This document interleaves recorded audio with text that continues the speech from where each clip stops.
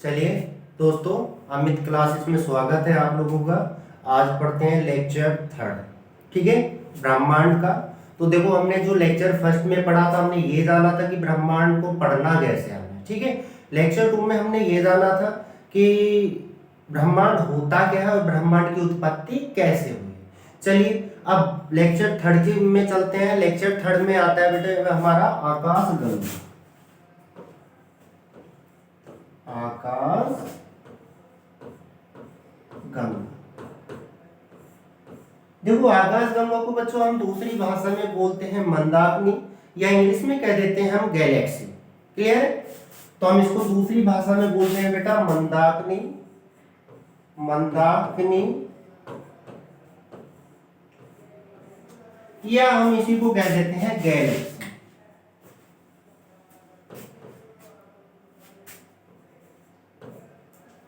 Clear है? या इसी को हम गैलेक्सी कह देते हैं बच्चों। अब बात करते हैं कि मंदाकिनी होती क्या है या गैलेक्सी हम किसको कहते हैं। देखो बच्चों, जो हमारा ब्रह्मांड है, ब्रह्मांड में हमारे अनेक तारे हैं। ठीक है ना? जब तारे मिलकर एक समूह बनाते हैं तो उसको हम आकाश गंगाएं कहते हैं। क्या कहते हैं? आकाश गंगाएं। क्लियर है?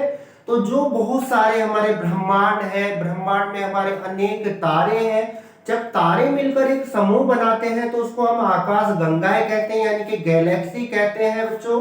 तो अगर हम इसकी परिभाषा की बात करें बच्चों, परिभाषा की बात करें आकाश गंगाएं, तो हम कह सकते हैं तारों का समूह। तारों का समूह। जो हमारा तारों का समूह होता है, तारों के समूह को हम आकाश गंगाएं कहते हैं, यानी कि गैलेक्सी कहते हैं। क्लियर है?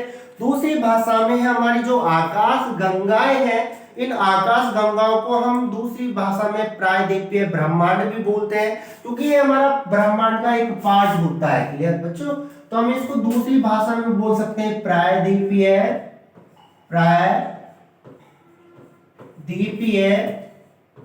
ब्रह्मांड। तो हम इसको दूसरी भाषा में प्रायद्वीपीय ब्रह्मांड भी कह सकते हैं। क्लियर बच्चों? तो आकाश गंगा होती क्या है? देखो, आकाश गंगा को मैंने पहले ही परिभाषित कर दिया, फिर कर रहा हूं। जो हमारी आकाश गंगाएं होती है, आकाश गंगाएं होती है तारों का समूह। किसका समूह? तारों का समूह। जब तारों का समूह मिलकर एक विशाल समूह बनाता है तो उसको हम आकाश गंगाएं कहते हैं। और मैंने आपको दूसरे लेक्चर में बताया था, जब बहुत सारी आकाश गंगाएं आपस में मिल जाती हैं तो निर्माण करते हैं किसका? ब्रह्मांड का निर्माण करते हैं। क्लियर बच्चों? अगर हम आकाश गंगाओं की बात करें तो ब्रह्मांड में लगभग 100 अरब आकाश गंगाएं हैं। क्लियर है? तो अगर हम ब्रह्मांड की बात करते हैं बच्चों, ब्रह्मांड की बात करें तो हमारे ब्रह्मांड में 100 अरब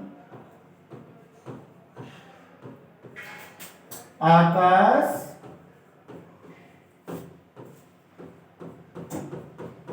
गंगाएं मौजूद है। ठीक है ना? लगभग है। क्लियर? लगभग 100 अरब आकाश गंगाएं हमारे ब्रह्मांड में मौजूद है। क्लियर है? आकाश गंगाओं का बच्चों फिर बता रहा हूं निर्माण कैसे होगा। देखो, आकाश गंगा का जो निर्माण होता है वो होता है तारों का समूह। यानी कि हम कह सकते हैं जो हमारा तारे हैं, तारों का जब समूह मिलकर एक समूह बनाते हैं तारे, तो उसको हम आकाश गंगाएं कहते हैं, या इसी को हम दूसरी भाषा में मंदाकिनी भी कहते हैं। क्लियर है? या इंग्लिश में हम इसको कहते हैं गैलेक्सी। क्या कहते हैं बच्चों? गैलेक्सी। अब मैंने बताया था कि जो हमारा ब्रह्मांड है, ब्रह्मांड में 100 अरब आकाश गंगाएं हैं लगभग। तो हम इसको डिफाइन ऐसे कर सकते हैं कि 100 अरब आकाश गंगाएं मिलकर लगभग हमारा ब्रह्मांड का निर्माण करती है। क्लियर है?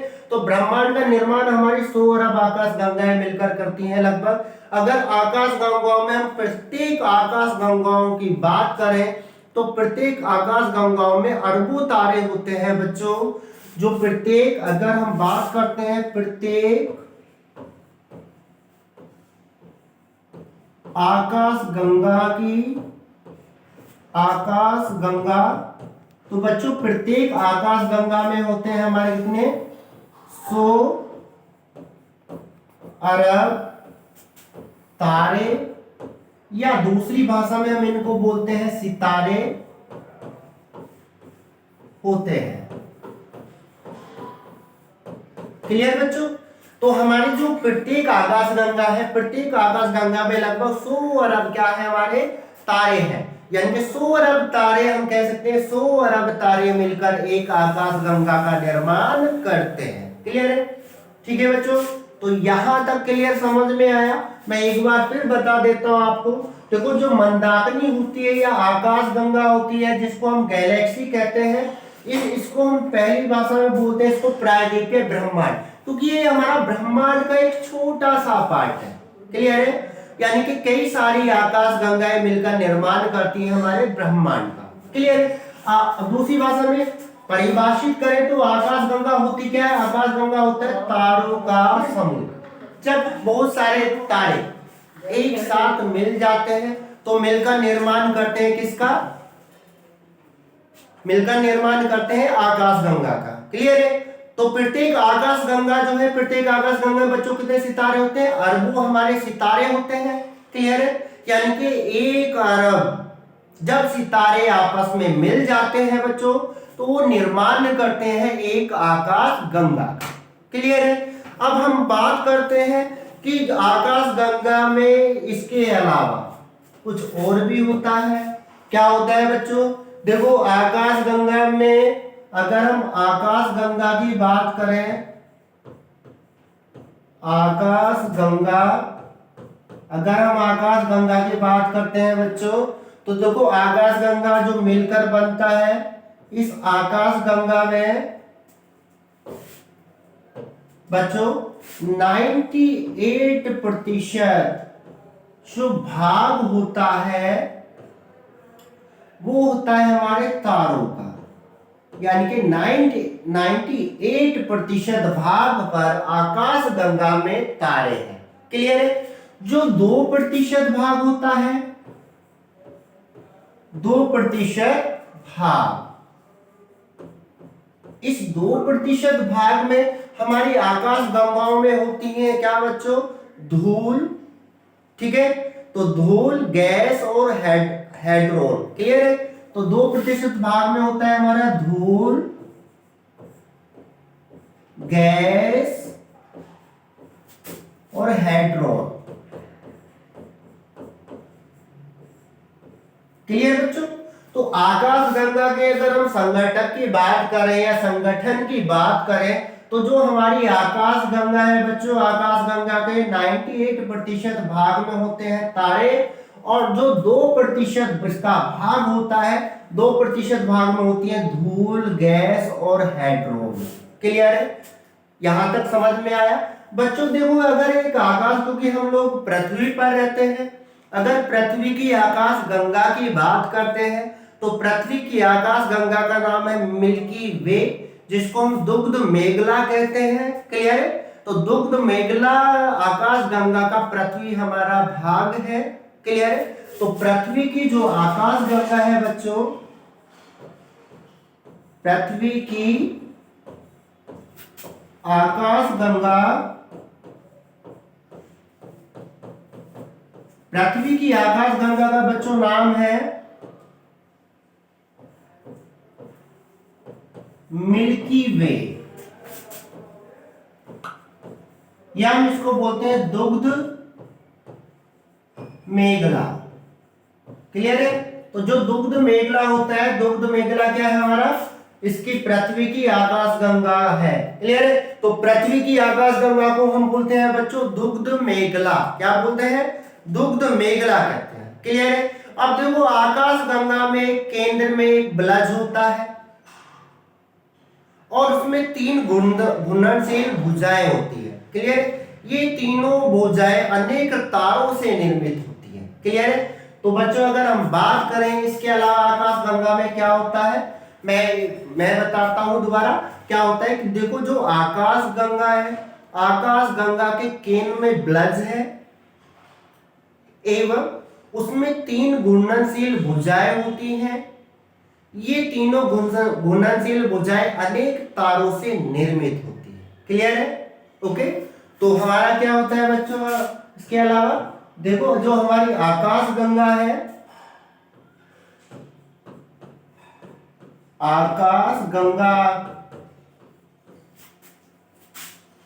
में केंद्रीय ब्लज होता है तथा 3 घूर्णनशील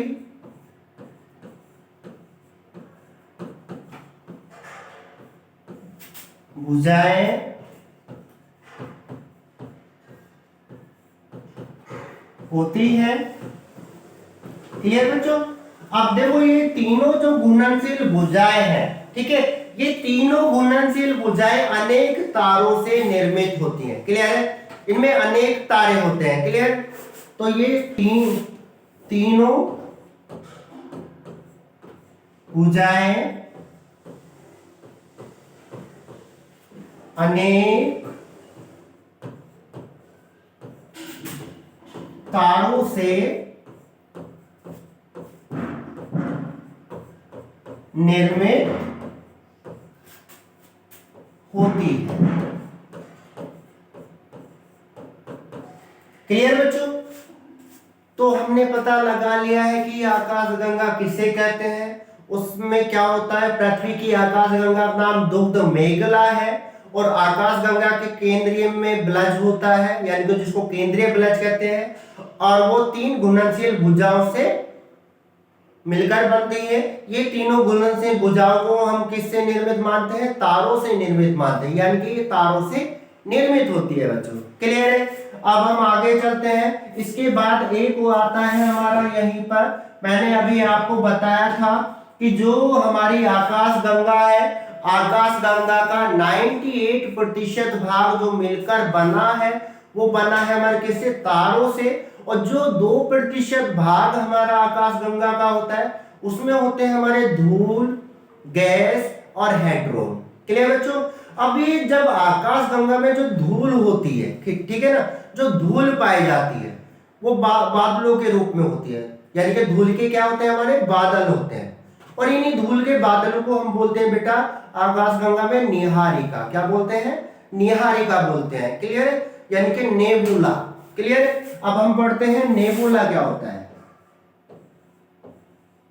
ULA नेबुला। ठीक है ना? तो नेबुला को हम क्या बोलते हैं? हिंदी में बोलते हैं निहारिका। निहारिका। क्लियर बच्चों? अब देखिए ये निहारिका क्या होती है। हम कहते हैं बच्चों जो मंदाकिनी है और मंदाकिनी में पाए जाने वाले धूल के बादलों को ही हम क्या कहते हैं? निहारिका कहते हैं। क्लियर है? जो इसमें धूल के बादल पाए जाते हैं। क्लियर? तो मंदाकिनी में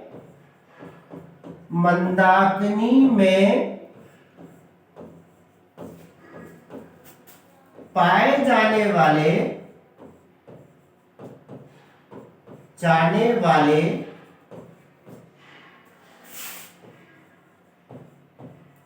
धूल के बादलों को निहारिका कहते हैं। निहारिका कहते हैं। ठीक है बच्चों? निहारिका कहते हैं। क्लियर? तो निहारिका आप लोगों को समझ में आ गया कि यानी कि नेबुला क्या होता है। देखो बच्चों नेबुला होता है क्या हमारे, जिसको हम हिंदी में निहारिका बोलते हैं। निहारिका है क्या कि जो हमारी मंदाकिनी है, यानी कि जो हमारी गैलेक्सी है और हमारी गैलेक्सी में जो पाए जाते हैं क्या, मंदाकिनी में पाए जाने वाले धूल के बादल, जो इसमें धूल के बादल पाए जाते हैं उसी को हम क्या बोलते हैं बच्चों? यहाँ पर निहारिका बोलते हैं। क्या बोलते हैं? निहारिका। क्लियर? ये तो हमने पढ़ लिया बच्चों। हम बात करते हैं कि जो हमारी गैलेक्सी है वो आकृति के आधार पर कितने प्रकार की होती है। देखो बच्चों जो हमारी आकाशगंगाएं हैं वो आकृति के आधार पर 3 प्रकार की होती हैं। हमने उनको 3 प्रकार में बांटा है। क्लियर? टोटल हमने 3 भागों में उसको बांटा है। अगर हम बात करते हैं ठीक है किसकी, आकाशगंगा के प्रकार की, आकाश गंगा के प्रकार। ठीक है बच्चों। अब देखो जो आकाश गंगा है, आकाश गंगा के प्रकार को हमने 3 भागों में बांटा है। किसके आधार पर हमने इसका डिवाइड किया है? आकृति के आधार पर। किसके आधार पर? आकृति के आधार पर, ठीक है ना। तो आकृति के आधार पर आकाश गंगा हमारी 3 प्रकार की होती है। क्लियर बच्चों। पहली को हम बोलते हैं क्या? अंडाकार आकाश गंगा। पहली होती है हमारी अंडाकार प्रकार की, ठीक है ना। ओके, यानी कि एलिप्स। कैसी होती है? एलिप्स। दूसरी होती है हमारी सर्पिलाकार प्रकार की, ठीक है। अगर दूसरी की बात करें, दूसरी होती है हमारी सर्पिलाकार आकृति की। क्लियर बच्चों?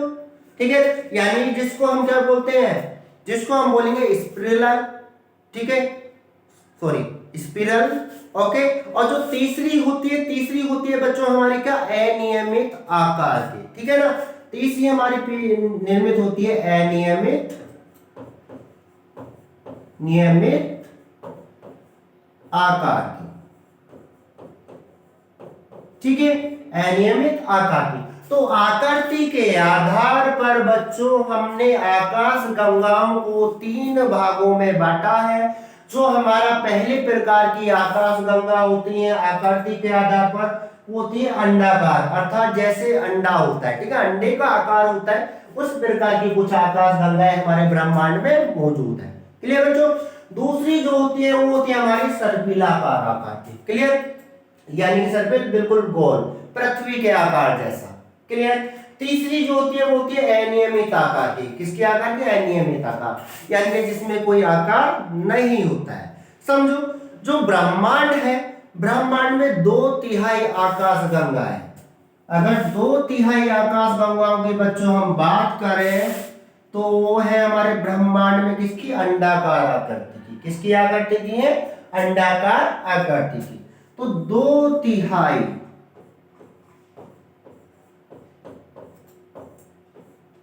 आकाश गंगा है, ठीक है बच्चों। तो 2/3 आकाश गंगाएं ब्रह्मांड में हमारे अंडाकार प्रकार की हैं। किस प्रकार की हैं? अंडाकार प्रकार की हैं। देखो, जो अंडाकार प्रकार की आकाश गंगाएं होती है वो पुराने तारे इसमें सबसे अधिक पाए जाते हैं। क्लियर है। तो पुराने तारे इसमें सबसे अधिक पाए जाते हैं और नए तारे क्या होते हैं? बनते हैं इसमें। क्लियर है बच्चों। तो जो हमारी अंडाकार आकृति की है इसमें पुराने तारे पाए जाते हैं।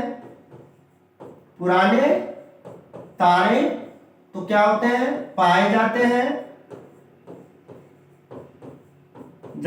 बच्चों। और जो नवीन तारे हैं, यानी कि जिन तारों का निर्माण हो रहा है, नवीन तारे क्या होते हैं? इसमें बनते हैं। नवीन तारे बनते हैं। क्लियर है। तो ये आकृति के आधार पर इसको हम बोलते हैं अंडाकार प्रकार की, यानी कि अंडे की आकृति की होगी बच्चों। किस आकृति की होती है? अंडे की आकृति की होती है। कुछ ऐसे देखो ना,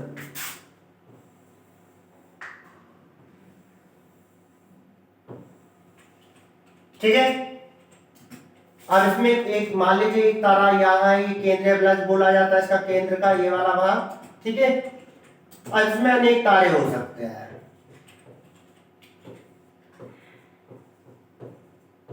ये तारे हैं। क्लियर है।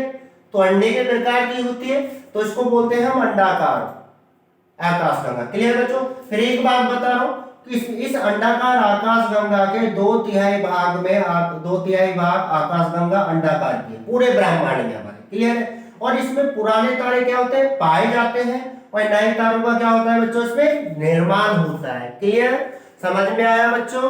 अब हम चलते हैं दूसरे आकृति के आधार पर दूसरे प्रकार की आकाश गंगा के बारे में। देखो बच्चों, जो इसमें दूसरे प्रकार की आकाश गंगा होती है वो होती है सर्पिलाकार आकाश गंगा, अर्थात हमारी पृथ्वी जैसी। पृथ्वी गोल मानते हैं नाम। क्लियर है। तो पृथ्वी जैसी आकाश गंगा, जैसे कि अगर मैं बताऊं कि पृथ्वी की आकाश गंगा का मैंने अभी बताया था नाम क्या है? मिल्की वे। क्या नाम है? मिल्की वे। क्लियर है बच्चों। तो मिल्की वे जो आकाश गंगा होती है वो किस आकृति की होती है? सर्पिलाकार आकृति की। कैसी है आकृति की? सर्पिलाकार आकृति की होती है। क्लियर है? ये कुछ इसका अगर हम डायग्राम की बात करें बच्चों कुछ ऐसे होगा।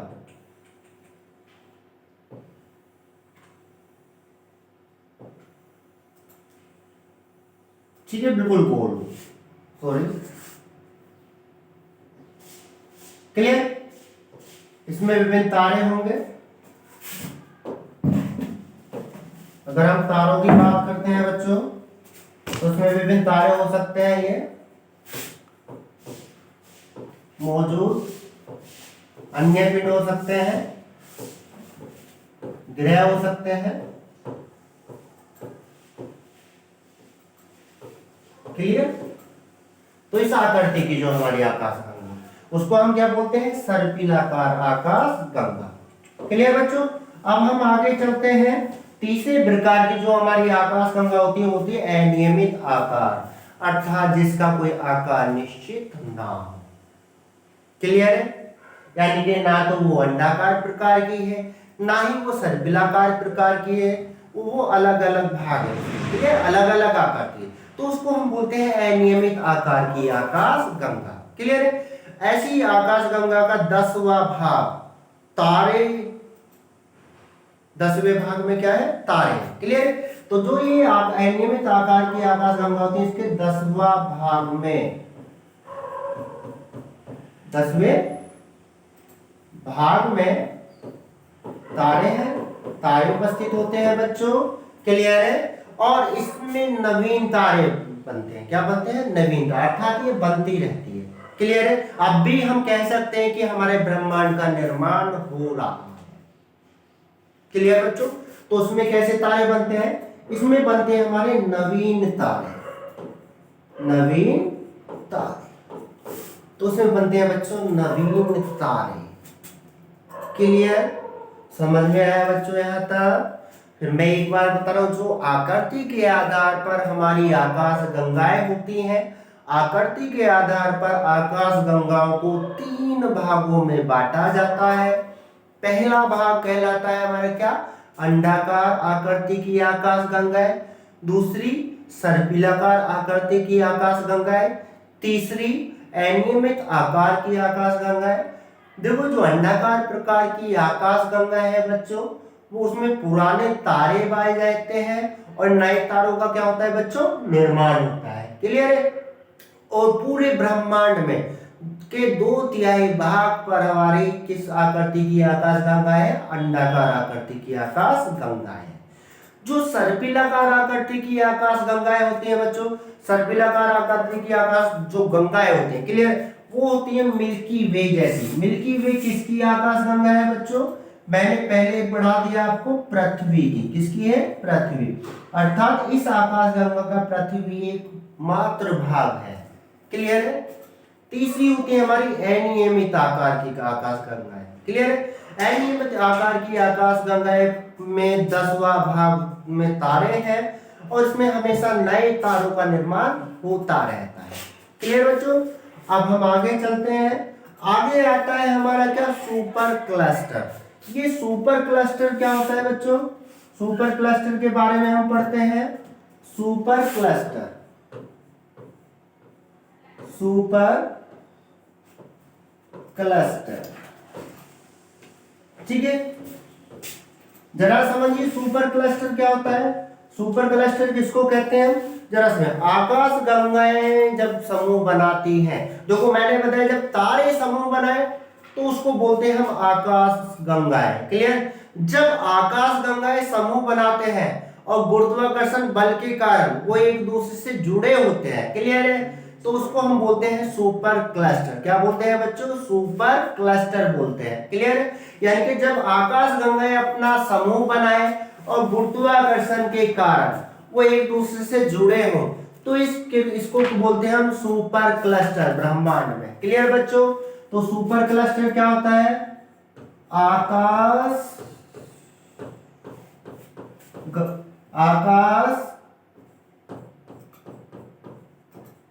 गंगाओं का समूह। ठीक है? तो आकाश गंगाएं के समूह को हम क्या कहते हैं? सुपर क्लस्टर बोलते हैं बच्चों। क्या बोलते हैं? Super cluster. क्लियर है? और ये सारी की सारी आकाश गंगाएं किसके द्वारा जुड़ी होती हैं? ये आपस में जुड़ी होती हैं बच्चों गुरुत्वाकर्षण के कारण। किसके कारण? गुरुत्वाकर्षण के कारण, ठीक है ना। तो गुरुत्वाकर्षण के कारण ये आपस में क्या होती हैं? जुड़ी होती हैं। क्लियर है? सारी की सारी आकाश गंगाएं। तो आकाश गंगा के समूह को ही हम बोलते हैं सुपर क्लस्टर। क्या बोलते हैं बच्चों? Super cluster. ठीक है, चलिए सुपर क्लस्टर हमने पढ़ लिया है, आकाश गंगाएं भी हमने पढ़ ली हैं, आकाश गंगाओं के टाइप भी हमने पढ़ लिए हैं। आकाश गंगाओं में जिक्र हुआ था तारों यानी कि सितारों का। ये तारे या सितारे क्या होते हैं बच्चों? अब पढ़ते हैं हम तारे या सितारों के बारे में। अगर हम तारे की बात करें बच्चों, तारा, ठीक है, तो तारा क्या है? जैसे कि तारा है, क्या है तारा? चंद्रमा है? नहीं, सूर्य एक तारा है। क्लियर है? क्या है? तारा। क्लियर? तो हम पढ़ते सूर्य से क्या निकलता है बच्चों? सूर्य से निकलता है प्रकाश। क्या निकलता है? प्रकाश। तो हम कह सकते हैं तारे में क्या होगा? प्रकाश होगा। क्लियर है? तो जो प्रकाश उत्पन्न करने वाले खगोलीय पिंड है, ठीक है, ब्रह्मांड है, ब्रह्मांड में जो प्रकाश उत्पन्न करते हैं खगोलीय पिंड, उनको ही हम तारे बोलते हैं बच्चों। क्या बोलते हैं? तारे। ठीक है, तो तारे क्या होता है? तारे हमारा होता है क्या? प्रकाश उत्पन्न करने वाले खगोलीय पिंड को तारे कहते हैं बच्चों। क्या कहते हैं? तारे कहते हैं। ठीक है, तो तारे हमें समझ में आ गया कि तारा क्या होता है। क्लियर है? तो तारा बिल्कुल कंप्लीट है। तारा में हमारा क्या होता है? अब हम बात करते हैं जो तारा होता है, तारे में का संगठन क्या है बच्चों। क्लियर है? अगर हमारा तारे की बात करें, देखो सबसे पुराना तारा है हमारा, किसने खोजा है? नासा ने खोजा है। ठीक है, जिसका क्या नाम है? केपलर 444। क्लियर है? जो केपलर 444 तारा है वो हमारे ब्रह्मांड का सबसे पुराना तारा हमने माना है, केपलर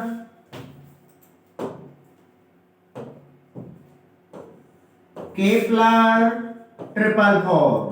क्लियर बच्चों? ये हमने सबसे पुराना तारा माना है ब्रह्मांड में, सबसे पुराना तारा। क्लियर है? इसकी खोज किसने की है बच्चों? तो इसकी खोज की है किस? नासा ने। किसने की है? नासा ने। ठीक है, तो इसकी जो खोज की है हमारी नासा ने। ठीक है, नासा हमारी अंतरिक्ष एजेंसी है, ये आपको पता है, जो कहाँ की है? अमेरिका की है। क्लियर है बच्चों? तो इसकी खोज की है कहाँ? किसने? नासा ने किया। अब हम आगे चलते हैं कि जो तारे होते हैं, तारों का संगठन क्या है। तारे तो हमने पढ़ लिया कि प्रकाश उत्पन्न करने वाले खगोलीय पिंडों को ही हम तारा कहते हैं, लेकिन अब प्रकाश उत्पन्न करते हैं तो इनमें कुछ ना कुछ तो संगठन पाया जाता होगा। तो क्या संगठन होता है बच्चों तारों में? तारों के अगर संगठन की बात करते हैं बच्चों, तारे के संगठन की बात करें, क्लियर है? तो तारों में जो संगठन पाया जाता है बच्चों, देखो क्या पाया जाता है। तारों में सबसे प्रथम पाया जाता है हाइड्रोजन। क्लियर? क्या पाया जाता है? हाइड्रोजन। और हाइड्रोजन की जो मात्रा होती है तारों में बच्चों होती है 70%। तो 70% तारे निर्मित होते हैं हाइड्रोजन से। किससे होते हैं? हाइड्रोजन से। दूसरे में तारों में पाया जाता है बच्चों हीलियम, यानी कि He। क्लियर है? हीलियम का जो भाग पाया जाता है वो 28% है। कितने प्रतिशत हीलियम होता है इसमें? 28% हीलियम होता है। तीसरा बच्चों इसमें होता है कार्बन, यानी कि कार्बन को हम C से डिनोट करते हैं। ठीक है, कार्बन के अलावा नाइट्रोजन, नाइट्रोजन यानी कि N2। ठीक है, नाइट्रोजन के अलावा क्या? Neon, neon. ठीक है, तो कार्बन, नाइट्रोजन और नियोन की अगर हम मात्रा की बात करें तो उसकी मात्रा होती है तारों में बेटा 1.5%। क्लियर है? अगर हम बात करते हैं कि क्या अन्य लोहे पदार्थ, अन्य लोहे धातु, सॉरी, ठीक है। तो अन्य लोहे धातु जो पाई जाती है, इसमें अन्य लोहे धातु की मात्रा होती है बच्चों 0.5%। कितने प्रतिशत पाई जाती है? 0.5%। हम एक बार दोबारा देख लेते हैं बच्चों कि जो हमारे तारे हैं, तारों का संगठन क्या होता है, यानी कि तारे में क्या क्या होते हैं। क्लियर है?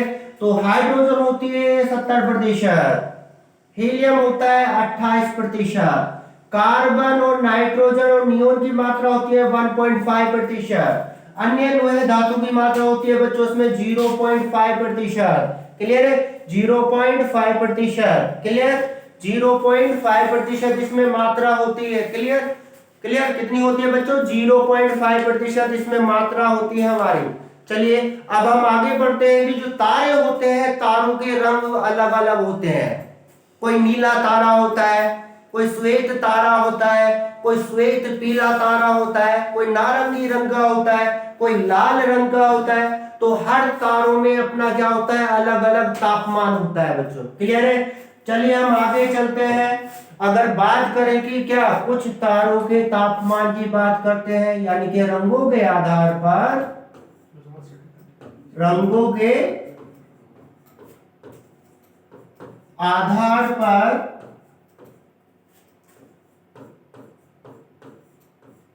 तारों का तापमान, तारों का तापमान।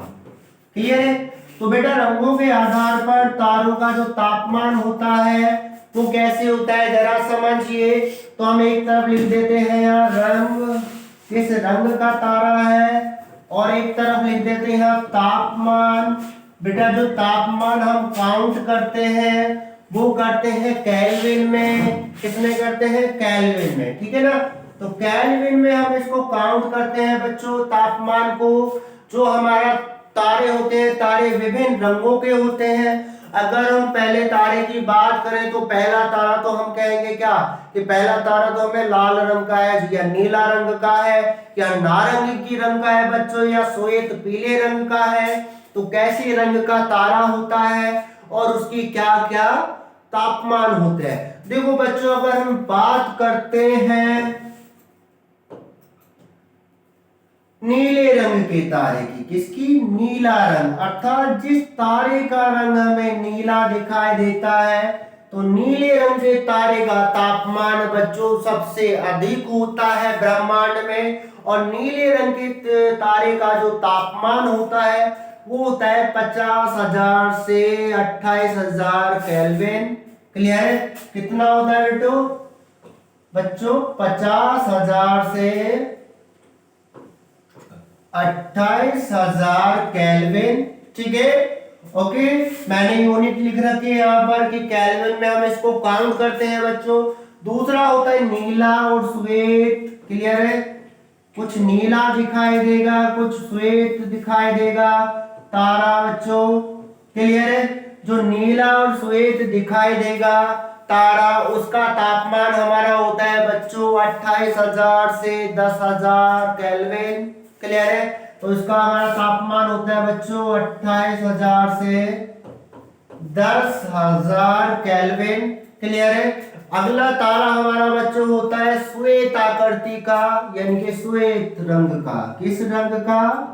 श्वेत रंग का, यानी कि कुछ सफेद रंग का हमें दिखाई देगा ये तारा। और सफेद रंग के तारे का जो तापमान होता है बच्चों वो होता है 10,000 से 7,500 केल्विन। क्लियर? कितना होता है बच्चों? 10,000 से 7,000 केल्विन। क्लियर है? उसके बाद बेटा होता है श्वेत और पीला। क्लियर? कैसे होता है? श्वेत एवं पीला। ठीक है? पीला आकृति का, कुछ श्वेत दिखाई देगा, कुछ पीला दिखाई देगा। जो श्वेत और पीले रंग का हमारा तारा होता है बच्चों, उसका तापमान होता है हमारे 7,500 से 6,000 डिग्री केल्विन। क्लियर? 7,500 से 6,000 डिग्री केल्विन। क्लियर बच्चों? फिर इसके बाद होता है हमारा नारंगी रंग का तारा। कैसे रंग का तारा बच्चों? नारंगी रंग का तारा। जो नारंगी रंग का तारा होता है बच्चों, नारंगी रंग के तारे का तापमान हमारा होता है 4,900 से 3500 केल्विन। क्लियर? तो कितना होता है बच्चों? 4900 से, ठीक है, 3500 केल्विन बच्चों। क्लियर है? चलो बच्चों, चमक रहा होगा, इधर लिख देता हूं। क्लियर?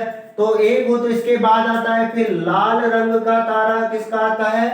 लाल रंग का तारा। क्लियर बच्चों? इसके बाद आता है हमारा लाल रंग का तारा। क्लियर है? जो लाल रंग का तारा होता है, लाल रंग के तारे का बच्चों तापमान होता है हमारा 3500 से 2000 डिग्री केल्विन। क्लियर? कितना तापमान होता है बच्चों उसको? 3500 से 2000 डिग्री केल्विन। क्लियर बच्चों? इसके बाद और नहीं होता है हमारा, कुछ लिख दिया है। तो जो सबसे कम तापमान होता है हमारा तारों का बच्चों, वो होता है लाल रंग के तारों का। और जो जिसका तापमान होता है 3500 से 2000 डिग्री केल्विन। और सबसे अधिक जो तापमान होता है बच्चों, वो होता है नीले रंग के तारे का, जिसका तापमान 50,000 से 28,000 डिग्री केल्विन होता है। ठीक है? मैंने उल्टा चल रहा हूं। क्लियर? ओके, यानी कि 50,000 से 28,000, यानी कि हम दूसरी भाषा में कह सकते हैं 28,000 से 50,000 डिग्री केल्विन। क्लियर है? तो हम अपर से लोअर की तरफ चल रहे हैं यहाँ तापमान में बच्चों। क्लियर है? ओके, यहां तक बच्चों क्लियर, समझ में आया? अब हम आगे चलते हैं कि जो अंतरिक्ष होता है, अंतरिक्ष, ठीक है, अंतरिक्ष में कुछ दूरियां होती हैं मापन की। क्लियर? क्या होती हैं? दूरियां। जो अंतरिक्ष होता है, अंतरिक्ष में कुछ दूरियां मापन की होती हैं। क्या होती हैं बच्चों दूरियां मापन की? मैंने आपको पहले लेक्चर में पढ़ाया था कि जब पढ़ा रहे थे, एक दूरी होती है प्रकाश वर्ष। ठीक है? अंतरिक्ष को हम मापते कैसे? कैसे मापते हैं बेटा अंतरिक्ष को? हम मापते हैं अंतरिक्ष को बेटा पृथ्वी पर खड़े होकर। किस पर खड़े होकर? पृथ्वी पर खड़े होकर। क्लियर है? देखो, जैसे ये पृथ्वी रही,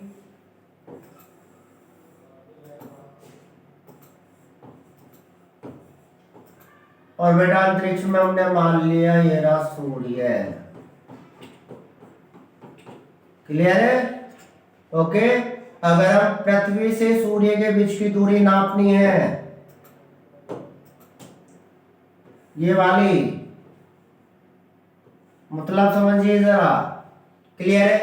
यानी कि ये सूर्य है हमारा, और सूर्य का मैंने, सूर्य से हमें पृथ्वी की दूरी मापनी है, कितनी है? तो पहले प्रकार की दूरी होती है बच्चों प्रकाश वर्ष। क्या होती है? प्रकाश वर्ष। अर्थात जरा समझिए, सूर्य का प्रकाश पृथ्वी तक जितनी दूरी तय करता है, उसी को प्रकाश वर्ष कहते हैं। क्या कहते हैं? प्रकाश वर्ष। क्लियर बच्चों? तो अंतरिक्ष की दूरी अगर हम बात करते हैं, अंतरिक्ष की दूरी होगी, तो अंतरिक्ष की दूरी होगी, सबसे प्रथम दूरी होती है बेटा प्रकाश वर्ष। क्या होती है? प्रकाश वर्ष। यानी कि अंतरिक्ष मापन की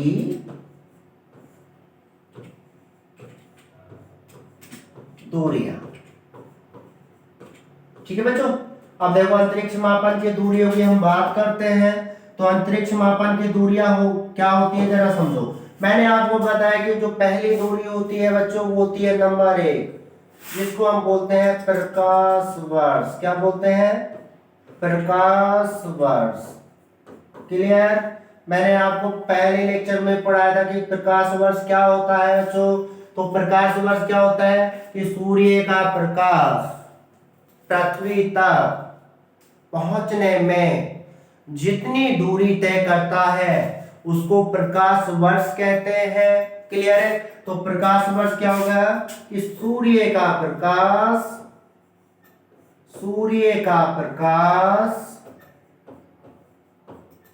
पृथ्वी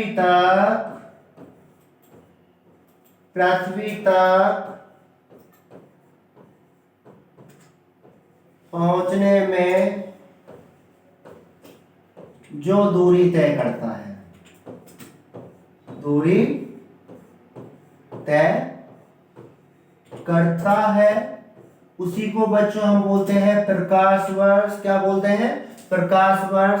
या दूसरी भाषा में हम कह सकते हैं कि प्रकाश द्वारा तय की गई दूरी को ही हम क्या कहते हैं? प्रकाश वर्ष बोलते हैं बच्चों।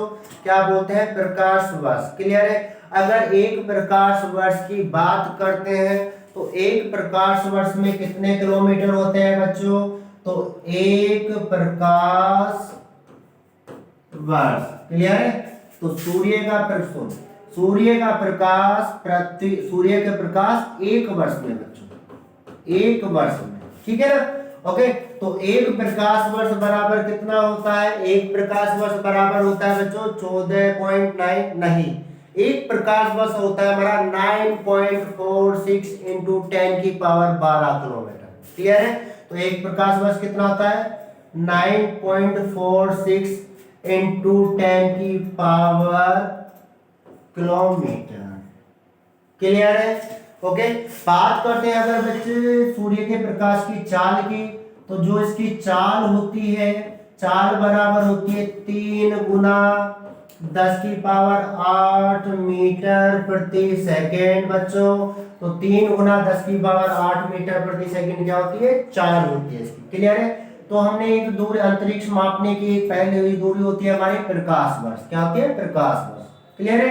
ओके, चलिए अब हम दूसरी दूरी की बात करते हैं बच्चों। अगर दूसरी दूरी की बात करें नंबर 2 की, ठीक है, दूसरे नंबर पे आती है हमारे अंतरिक्ष के मापने की जो इकाई है और दूरी मापने की कि पृथ्वी से अंतरिक्ष की दूरी कितनी है। दूसरी इकाई हमने मानी है खगोलीय इकाई बच्चों, क्या मानी है? खगोलीय इकाई, क्लियर है? दूसरी जो होती है वो होती है हमारी खगोलीय इकाई, खगोलीय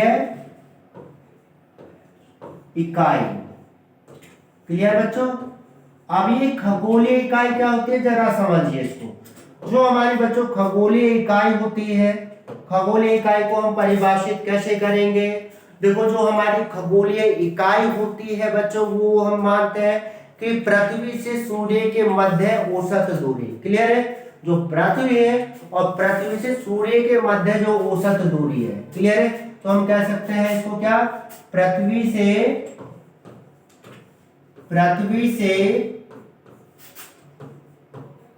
सूर्य के मध्य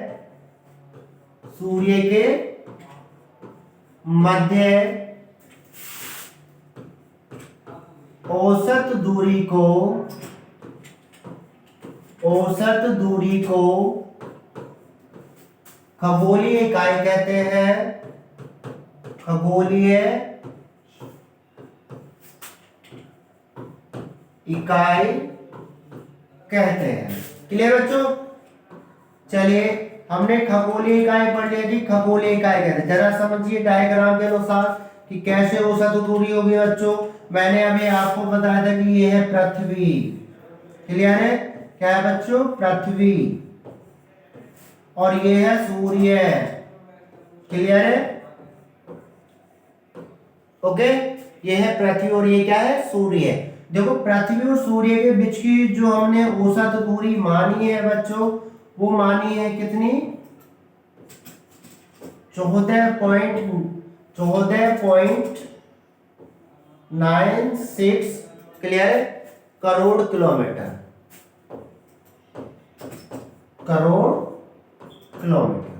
क्लियर है? तो हम कह सकते हैं कि हमारे खगोलीय इकाई का जो मान होता है, खगोलीय इकाई का हमारा मान होता है बच्चों 14.97 करोड़ किलोमीटर। इसका अर्थ ये निकलता है कि सूर्य पृथ्वी से लगभग औसतन कितनी दूर है? तो हम कहते हैं कि सूर्य पृथ्वी से लगभग औसतन 14.96 करोड़ किलोमीटर है, क्लियर है? क्लियर बच्चों? ओके, अब हमारी जो तीसरी यूनिट होती है अंतरिक्ष के मापने की बच्चों, तीसरी यूनिट होती है हमारी क्या? पारसेक, क्लियर है? दूरी की है तो तीसरी यूनिट आती है हमारी पारसेक,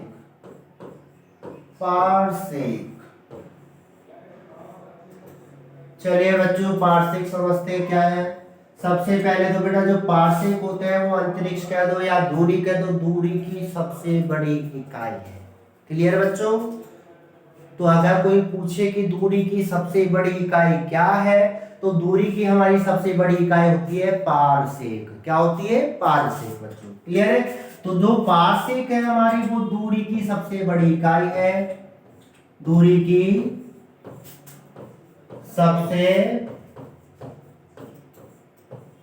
बड़ी इकाई यानी कि यूनिट है बेटा। क्लियर है? तो दूरी की सबसे बड़ी यूनिट क्या होती है हमारी? पारसेक होती है। क्या होती है? पारसेक। अगर हम पारसेक की बात करें कि एक पारसेक कितने प्रकाश वर्ष के बराबर होता है। क्लियर बच्चों? तो जो हमारा पारसेक होता है, एक पारसेक बराबर होता है बच्चों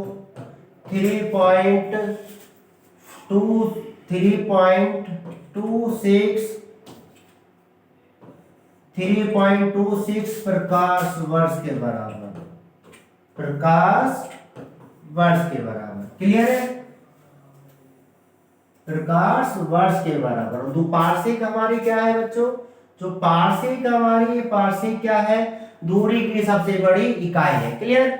और एक पारसेक में होते हैं हमारे 3.26 प्रकाश वर्ष। इसका मतलब क्या है कि 3.26 प्रकाश वर्ष जब घूम जाएगा, इतने वर्ष में घूमेगा, तब एक पारसेक होगा। क्लियर है? ओके।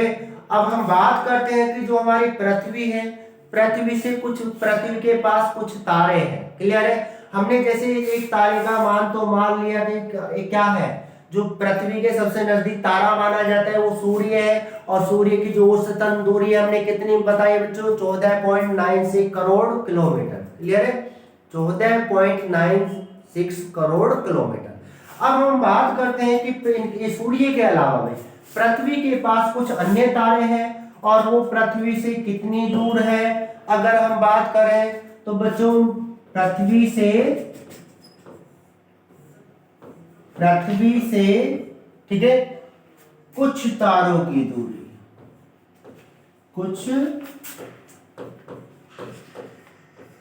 की दूरी के बारे में हम बात करते हैं। तो पृथ्वी से कुछ तारों की जो दूरी है, ठीक है, उनके बारे में बात करते हैं। देखो बच्चों, जो पहली दूरी है या पहला है सूर्य है, वो मैंने बता दिया है, पृथ्वी के सबसे नजदीक पड़ता है। और वो कितनी खगोलीय दूर है? 14.96 करोड़ किलोमीटर है। क्लियर बेटो? एक और होता है हमारा जिसको तारे को हम बोलते हैं साइप्रस। क्या बोलते हैं बच्चों? साइप्रस। क्लियर है? तो एक तारा होता है हमारा साइप्रस। क्या होता है? साइप्रस। ये भी एक तारा है हमारा। क्लियर? पृथ्वी के नजदीक है लेकिन सूर्य से दूर है। ठीक है? इसका जो दूर कितना है पृथ्वी से बच्चों? ये दूर है 8.8 प्रकाश वर्ष। 8.8 प्रकाश वर्ष, बहुत दूर है भाई। ठीक है ना? यानी कि इस तारे तक हमें पृथ्वी से जाने में लग जाएंगे 8.8 प्रकाश वर्ष लग जाएंगे वहां तक पहुंचने में। क्लियर है? दूसरा हमारा क्या है बच्चों? दूसरा है हमारा क्या? Alpha century.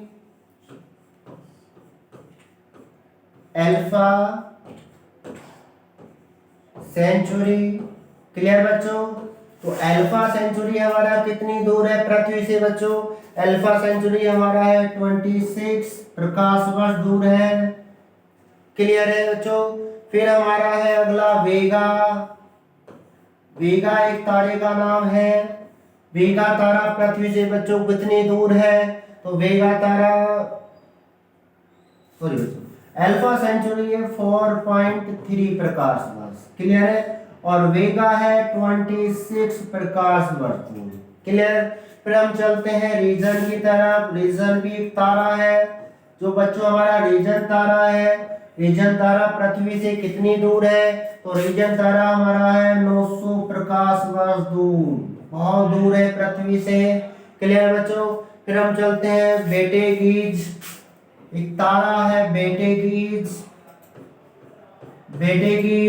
क्लियर है? जो बेटेगीज तारा है वो पृथ्वी से बच्चों कितनी दूर है? तो बेटेगीज तारा पृथ्वी से 300 प्रकाश वर्ष दूर बच्चों, 300 प्रकाश वर्ष दूर है। क्लियर है? फिर इसके बाद हम बोलते हैं कैनोपैक्स।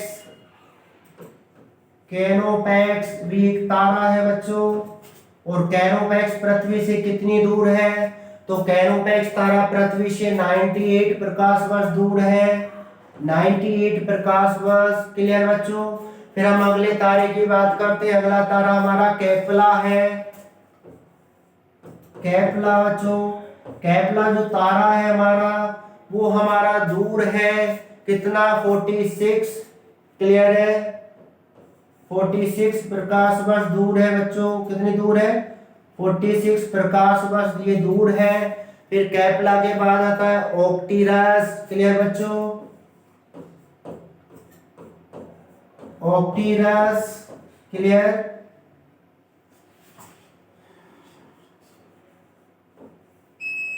ओक्टीरस, जो ओक्टीरस तारा है बच्चों वो हमारा दूर है 36 प्रकाश वर्ष पृथ्वी से।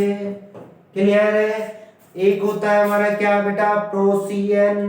क्या तारा है, प्रोसियन।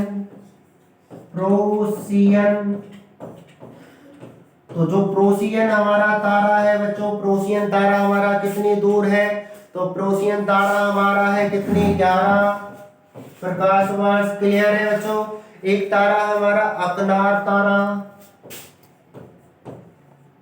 अकनार तारा, तो अकनार तारा जो हमारा पृथ्वी से बच्चों दूर है, अकनार तारा हमारा दूर है पृथ्वी से 144 प्रकाश वर्ष। 144 प्रकाश वर्ष। क्लियर बच्चों। तो अच्छी तरह से आज चैप्टर समझ में आया होगा। क्लियर। पहले हमने आज पढ़ा कि आकाश गंगाएं क्या होती हैं, आकाश गंगाओं के टाइप कितने होते हैं, तारे किसे कहते हैं, तारे विभिन्न तारों के रंग और उनके तापमान कितने होते हैं। क्लियर है। फिर हमने पढ़ा कि अंतरिक्ष की दूरियां क्या है, हम अंतरिक्ष को मापते कैसे हैं। फिर हमने पढ़ा कि जो हमारी पृथ्वी है, पृथ्वी से दूर कुछ तारे हैं, सूर्य को छोड़ के वो हमारा कितने दूर है। क्लियर बच्चों। चलिए, आई होप कि समझ में आया होगा अच्छी तरह से। क्लियर। मिलते हैं नेक्स्ट लेक्चर। हमारा जो नेक्स्ट लेक्चर होगा वो होगा सौरमंडल का बच्चों, लेक्चर 4। ओके, धन्यवाद।